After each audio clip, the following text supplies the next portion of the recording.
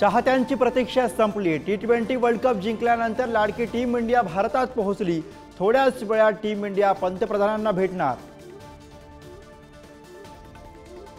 पंतप्रधान नरेंद्र मोदी जुलै महिन्यात मुंबई दौऱ्यावर। हजारो कोटींच्या प्रकल्पांचं पंतप्रधानांच्या हस्ते भूमिपूजन। मोदींच्या दौऱ्यातनं महायुती फुंकणार विधानसभा निवडणुकीचं रणशिंग।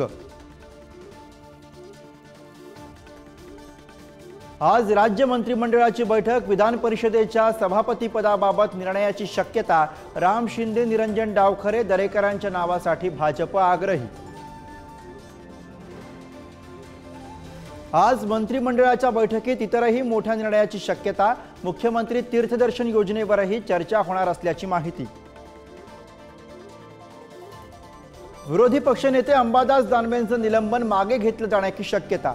प्रसाद लाड यांना शिवीगाळ केल्याप्रकरणी 5 दिवसांचं निलंबन। नेतेही भिडले।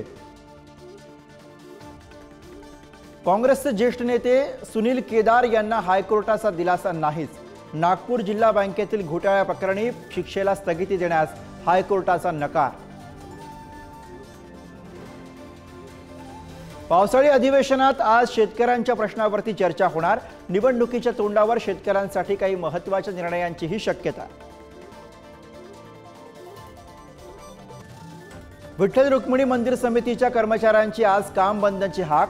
समितीतील कर्मचाऱ्याला मनसेचे तालुका अध्यक्षांना शिवीगाळ केल्याचा निषेध करणार, तर मनसेच्या शशिकांत पाटलांवरती गुन्हा दाखल करण्याची मागणी।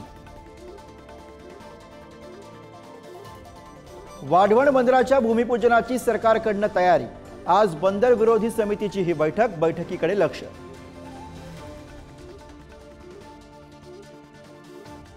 तुकाराम महाराजांची पालखी दौंडच्या वरवणमध्ये मुक्कामी, तर केडगाव चौफुला इथं घुंगराचा छंछनाट, टाळ मृदुंगाचाही नाद, लावणी आणि भक्तिगीतांचा मिलाफ।